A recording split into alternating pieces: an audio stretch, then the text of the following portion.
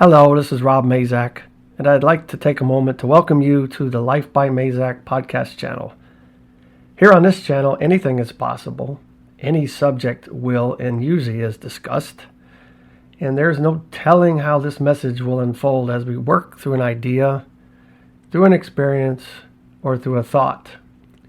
These subjects come from the vast amount of information and experience through spirit, through life lessons, and from working with a lot of other people. Scripts are never used on this channel, and the message simply unfolds as the subject is discussed. Follow along and see where it leads us, or more specifically, where it leads me. These podcasts are produced in the hopes of helping others to benefit, to grow, and to excel in their own human experience. At Life by Mazak, we work towards helping you achieve wellness for your mind, your body, and your soul using many specialized services. Services that include psychic medium and tarot readings, quantum healing hypnosis, past life regression, intuitive Reiki healing, life coaching, and many other services. If you enjoyed this podcast, please click the like button and share this with others.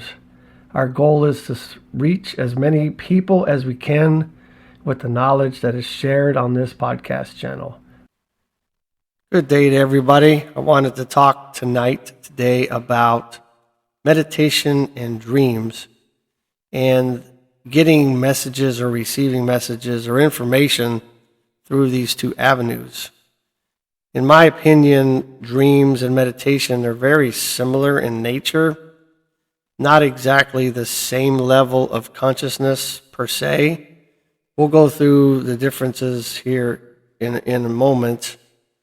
But what I did want to talk about first, before we talk about those two things, is that developing a language with the spiritual realm, this is what we'll call it tonight, just to make it simple. The spiritual realm, that place outside of ourselves, information outside of ourselves that comes not from within. Well, maybe it does, but for argument's sake and for this podcast, we'll talk about the fact that information comes from outside of ourselves. And we'll call it the spiritual realm to make it simple. What I've come to learn is that once you start connecting with the spiritual realm, and you start receiving information, visualizations, symbology, and you begin to understand and research those things, the language begins to develop between you and the spiritual realm. In other words, we don't necessarily understand the spiritual realm, especially right away as we begin to connect with it. And the spiritual realm doesn't necessarily understand what we know or understand as well. And so when you start to communicate with anything or anybody, in this case the spiritual realm, it does take time to develop that language and that understanding so that you have a common way of communicating. And I say that because many messages do come through as symbology. Symbology meaning you may see something or feel something or smell something or something of the sort, some kind of message that might on the surface represent something in your mind, but it may mean something totally different. And this is where having the wonderful internet that we have today really helps. Because there is a lot smarter people than myself out there that have done the work, the hard work to put together ideas about symbology and dreams.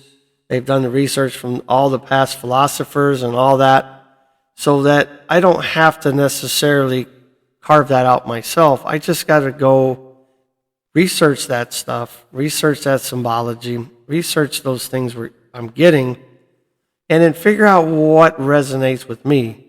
Because even if you do research, or when you do research, there might be 100 meanings for the same thing. And so you really have to decide what piques your interest, what speaks to you about the meaning of that symbology. And once you've kind of settled on what that symbology means for you, the spiritual realm then can now understand that when they present a certain symbol or symbology to you, you're going to understand it a certain way. And so you can see that a common language will begin to form. And so that you will now begin to understand each other. More so you understanding the spiritual realm, because anything that's outside of ourselves in that energetic form is bound to be much more intelligent than we are. So it's more or less us understanding what we're getting from the spiritual realm so that it can present things to us in a logical fashion, because we have a human mind and we like to see things logically in an order, to kind of piece it together and begin to form an understanding. It did take me a while when I first learned to meditate to really understand the fact that it is symbology, but it has been very, very wonderful to actually accept that and align with that and go ahead and use it to my advantage. And I will talk about a dream here shortly. Even though I've been doing dream research for a long time, analyzing my dreams and coming up with common language that I use with the spiritual realm, every now and then I get thrown a loop and I'm like, I have no idea what that means at all. Or I might have an idea, but still feel like I have to research it. And it is very, very helpful to go out there and do that. There's no reason why we shouldn't. The internet is packed with so much information. It is absolutely incredible. I'm not even so certain where all that stuff comes from, but it doesn't matter. So I wanted to share first a meditation that I had last night. And I had come home from work because I was really, really tired. Where I work, it really drains the energy, the mental energy out of me. And I have to sometimes take a nap when I get back before I can ever do anything like this. And I didn't take a nap because I didn't really have time because work followed me. However, I got up from the nap, had some dinner, and I was trying to come up with something to talk about on the podcast. And it was like writer's block almost. It just wasn't happening. So, I said, well, maybe I'll just go ahead and lay back down and go ahead and ask the question what it is I need to see. Because meditation can be done lots of ways. You can approach it many different ways. And in this particular instance last night, I decided I needed to be open to what I needed to know. I just needed to know something or see something. I wasn't sure what that was. So I went into meditation. Instantly, I found myself in this interesting structure. And anytime you find yourself in a structure, this kind of goes along with dreams, but meditation to me is like conscious dreaming in many ways. So dreaming and meditation are very similar in meaning, especially symbology. Anyway, anytime you find yourself in a structure, it generally means that it's some level of your subconscious, or consciousness, and lower levels, especially basements and things, represent subconscious parts of your mind, and higher levels, more conscious level or higher consciousness. And so you can kind of understand how that might go together. I'm not saying that's what speaks to you, but for me, that's what it has kind of equated to. So I found myself kind of in the middle part of this building, and it was very, very interesting. It was find myself walking into this place, but I found myself in this dwelling or in this structure, and it was all metal on the inside. And the walkways, the stairs, the doors, everything in there was metal, and I could hear this weird clanking sound, like a piston that was kind of going back and forth, bang, bang, bang, bang.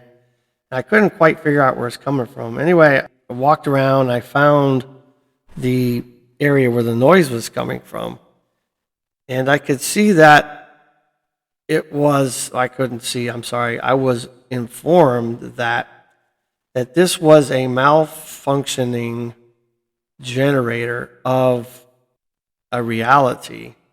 And it was kind of like down to the last piston almost. Sort of like when you hear an engine, a regular gasoline engine, you hear that tick, tick, tick, tick, tick, tick, tick, where maybe one of the rods or the lifters is bad. is that it was kind of that sound, but very, very loud. And I could see there was like a dome on the top. And the dome was lit up with it looked like our sky, looked like our stars, looked like all these kind of things. I did find, as I walked towards this piston noise, I did find a panel. And there was a whole bunch of controls, but I was directed to what looked like a very large on and off switch. And I was told to go ahead and turn it off. So I turned it off and it quit. And that particular dome went dark. And I thought, well, that's interesting. That could speak about a lot of things. Could speak about the fact that it may be telling me that reality as we know it is generated. It could be simulated. It could be all kinds of things, but maybe not entirely real. I'm like, okay, that's interesting. And so I found myself wanting to wander around some more because the light then kind of dimmed in the structure.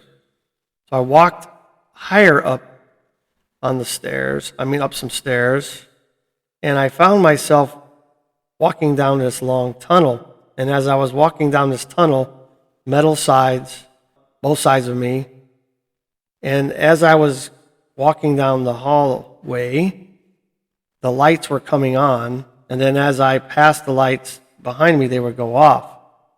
And I thought, well, if I keep going and I get all the way down wherever this ends, I may not be able to find my way back.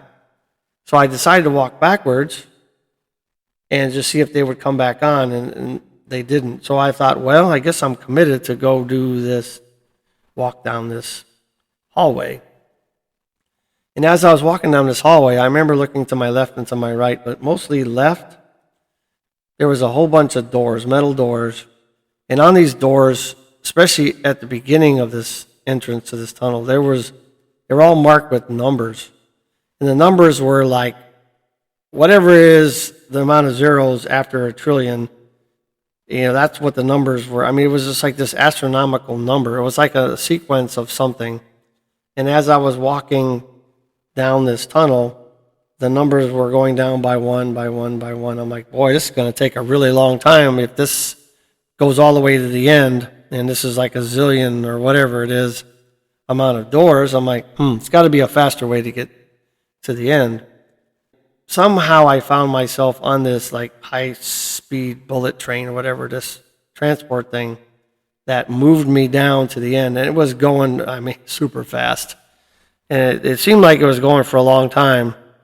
However, at the end, I was finding myself standing in front of what looked like a grand ballroom set of doors, like in a hotel where you got a grand ballroom. And on the right side of these big, huge metal doors, they were all like titanium colored kind of doors. All the metal seemed to be that kind of color. And on the right side, there was this sign that said decision room. And the room number was 111. We all know that's significant.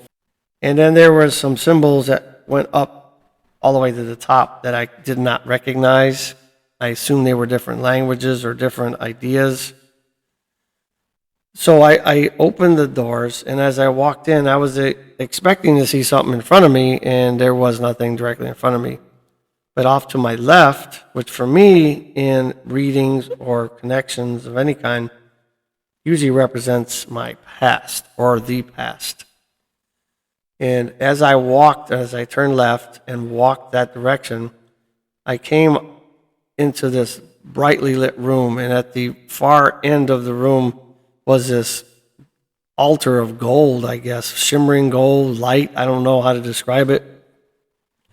And in the center of this particular altar is this huge, ball. My angel guide came out to meet me and was having some conversations with me about this place. And she was telling me that this particular room was a place that everybody experiences in the pathways of their lives that they've lived before and the ones that they're going to live. And it's almost like a decision room or place where you could decide whether you wanted to take the exit and go back to source, go back to where you originated from as a soul or a spirit, or you could go back out the doors and continue experiencing life. And I thought to myself, as she was saying this, I'm like, that was a lot of big numbers on those doors. I wasn't entirely sure whether all those were representing my lives that I have lived or experienced or were going to, or they were choices that I could make. Because the numbers that were on those doors, if they were right, I mean, that's a lot of lives. In our idea of time, you would think that that would take a very enormous, grand amount of time to experience all those lives, and without memories of them, apparently, which is very interesting. She said that if you choose to go back out, then that's fine, or you can choose to go onto Source and reset, relook at what has happened, what has transpired. And I don't know what happens after that. She didn't really enlighten me on that. I remember telling her, I said, I really do like life. I do like the experience of having emotions and feelings and what it's like to be alive. And so I elected to go back out the doors. And I thought before I would get back on this little transport thing, whatever it was, that I would kind of peek in some of these doors. And so I picked a couple of them. I went into the first one, and I went into the door, opened it up, and as soon as I walked in, there was a mirror so I could see what I was or who I was in this particular life or what I could experience. And in this particular one, I was a young black female. I remember looking in the mirror going, wow, that's really cool. And so I thought, okay, well, let's check another door out. And so I went into another door. Went into that door, and there, of course, there was a mirror there. And in that mirror, I was like a 30-something-year-old Asian man. And I thought, well, that's cool, too. I guess we get to experience all kinds of things. Anyway, that was kind of nearing the end of what this particular meditation message or journey was about. I got back on this transport, found myself at the end, and just kind of wandered around the building for a minute. But I thought that was really unique because I talk about reincarnation a lot. I talk about past life regressions. I talk about lives before, lives in the future, and those experiences that I have and my clients have as I regress them or go through hypnosis.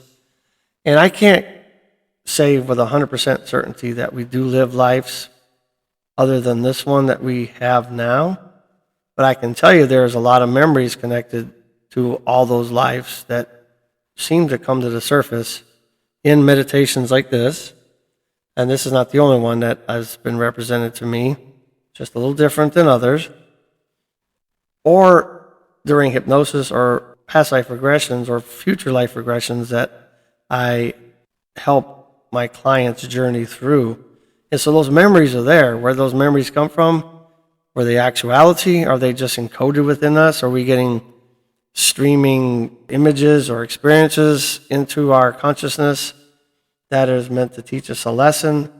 I am not certain. All I know is that every time I do these kinds of things, I always interact with my angel guide. To me, it helps me validate that there's some authenticity to it. It doesn't mean that you should believe me. I'm not saying you should. But for me, it helps validate the message at least, or at least enough to go out and research it. Later that night, last night, of course, I went to sleep early, or I tried to go sleep early, and I tell you what, I was so tired that I was really out. But I woke up enough times during the night that I was in and out of that theta state where you dream. So as you fall asleep, you go through several layers of sleep until you get to delta, which is sleep. Don't remember anything, period, done. The theta level is where you are in that dream-like state where you connect with the spiritual realm and you have all kinds of experiences. Those experiences could be just extensions of your day. They could mean that you are actually consciously leaving your body and going out and having experiences while your body sleeps, your spirit's out roaming around. It could be that you are a captive audience for the spiritual realm to download messages that you need to get or see things that you need to know. I think it's a little bit of all of that. I can't say that it with any certainty that one of those dynamics is always the case. I think it's a big mix. I think that as human beings are very complicated, very complex, and we get messages so many ways. But dreams are really, really important. People have written about dreams and interpretation. The Bible has it. I'm sure the Quran has it. I'm sure all the religious texts have it. Lots of philosophers have really gone deep into this. I've gotten some pretty profound messages and meanings through dreams, especially, like I said, once I've learned some of the language and there's an understanding, it really does help. But last night I had a dream that was a bit different. I don't remember all of it, but I remember parts of it very, very specifically. I remember waking up with an understanding of why I was seeing that. So for some reason, I had these little blue and red circular things, like things you might put on your magnet whiteboard. You know, just little round things that you would kind of put up there to hold papers. That's what they look like. One side was red, one side was blue. And there was probably 6 or 7 of them. I might have to go back and re-look at that, but it seemed like there was somewhere around that number. And for some reason, they were on the table or the counter in front of me. I know there was somebody else in the dream, can't remember who that was right off the top of my head.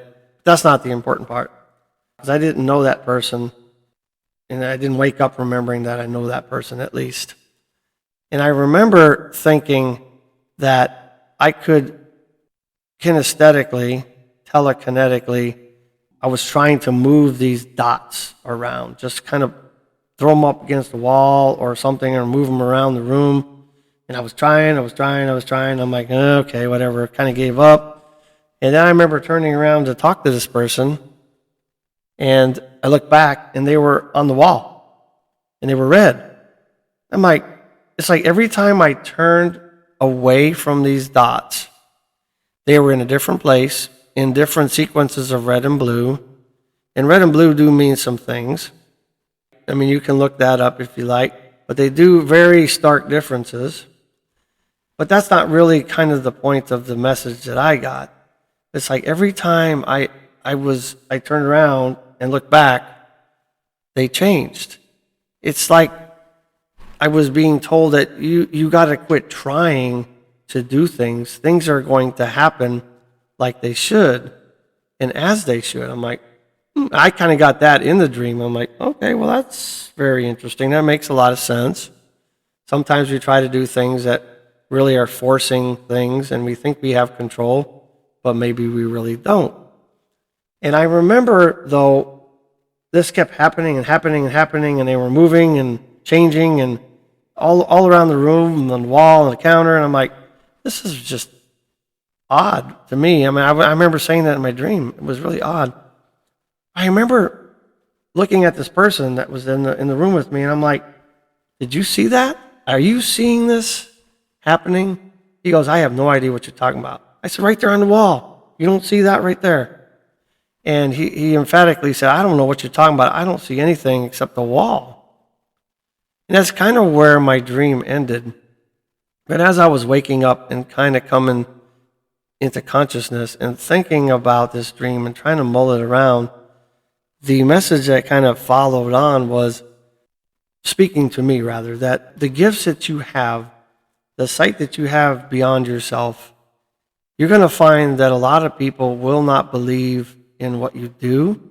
People are not going to see what you see. People are not going to believe what you're seeing. And sometimes you have to be mindful about how you share that and how you use that and who you talk to about that. He said, just remember that you are different from everybody. Everybody's different from everybody. Not that I'm special. Everybody could do what I do. But the thing is that remember that other people are simply not going to have the same sight or the same insight as you do or your particular style. I really thought about that because in this time of awakening, quote unquote, where everybody seems to be coming out of their shell, their consciousness seems to be rising. There's a lot of different terms that we use for that recently. It does seem to be happening where people are becoming more in touch with things that are outside of themselves. Most of the new clients I get, that's what I normally hear. They're like, I don't understand what's going on. And I do believe it's happening on a global scale. But the thing is that it is okay to say those things now and to share those things. But there's still a decent amount of people in this world that would completely think I'm crazy if I were to say, hey, I'm seeing blue and red dots over there. Oh, now I'm seeing them over there. Now they're flipped upside down. They're floating in the air over here. I might find myself in a mental institution, right? People have been put in those places for less, I understand. This was a dream, of course. Now, I can't say that those kind of things happen to me like that drastically in my awakening state. But in the dream state, it's like endless possibilities. You are free and loose and from the bounds of your human body, your human emotions, your feelings, all of that. You're very unencumbered, and you can do many, many things that you could never really fathom doing here in this body, in this world. So I do think we need to pay attention. I know we need to pay attention to our dreams, those little coincidences, those synchronicities that happen to us that seem like they just come out of the blue. Well, they kind of do. They come from somewhere. You'll find a lot of times that what you're experiencing, somebody else is experiencing as well. And then you find that synchronicity and you're like, wow, it validates the heck out of that. I had a friend of mine that said he just had this thought at work about his mother who had used to sing to him a lot as a kid. And he got a call from, I think it said his sister, that mom called and sang her a song. And he's like, wow, I'm having this thought over here, why this is actually happening over there. And how does that happen? There's a lot of ways to describe that or explain that. I do think that we're part of this medium, so to speak. We're in the sea of consciousness that we all have to be part of, or this sea of consciousness doesn't exist. This reality probably would not exist without all of us. And so we all have to play our part. We all have to connect. We all have to be as good of a human being as we possibly can. Try to grow and improve and be much better than we were yesterday. The more we improve the sea of consciousness.